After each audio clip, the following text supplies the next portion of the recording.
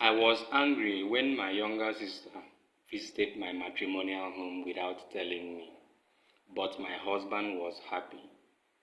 My husband and I had decided that we would not welcome any visitors until after 1 year of our marriage, and everyone close to us was aware of this decision. My mother-in-law even wanted to visit after 1 month of our marriage, but my husband refused. And now, here was my sister, arriving after 1 month and 1 week of my marriage. My blood boiled when I opened the door and saw my sister standing there with a big Ecolab traveling bag. Mercy, what are you doing here? And why are you standing at my door with your big box? Instead of getting agitated or worried that she might not eventually enter my house that night, she was unbothered. There was a bold smile on her face and a calmness I could not fathom. She spread out her arms and smiled. Is this how you welcome your only sister? Come on, I traveled all the way from Port Harcourt to see you. I cannot even get a hug from my sister. But you know the rules in my new home. You cannot just show up like this and expect a hug, I replied sharply. See, you gave your chief bridesmaid role to someone else instead of me, your sister. But I forgive you. That is why I am still standing at your door. You should be happy.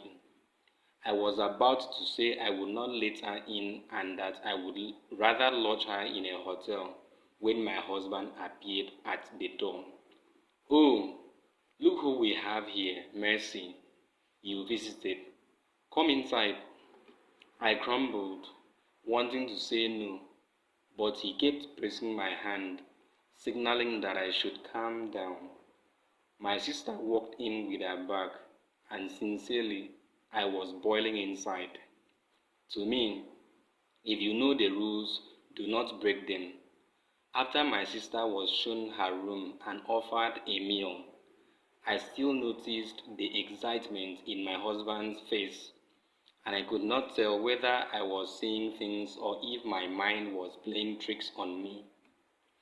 When we went to our bedroom, I told my husband plainly, I do not like what you did. Why did you let her in?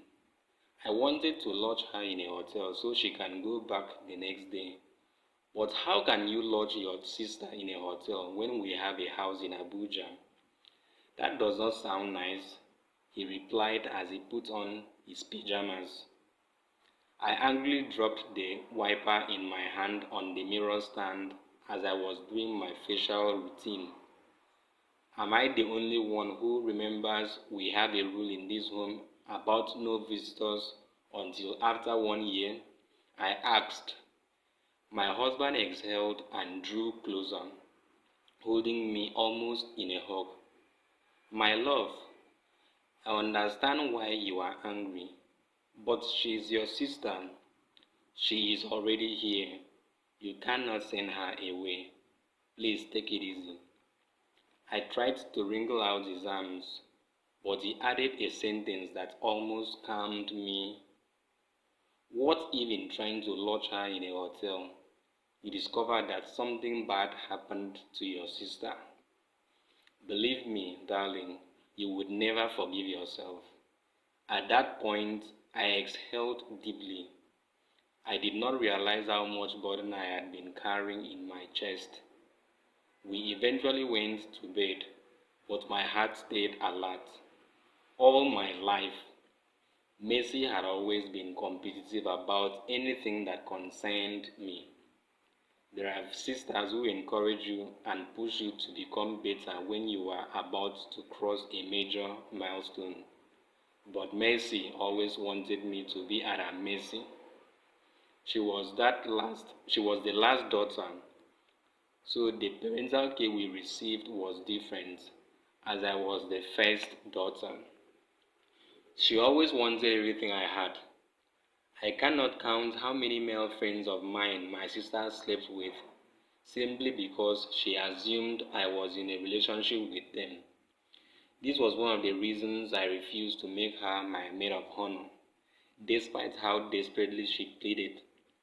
Why give such a role to someone who had competed with you all her life?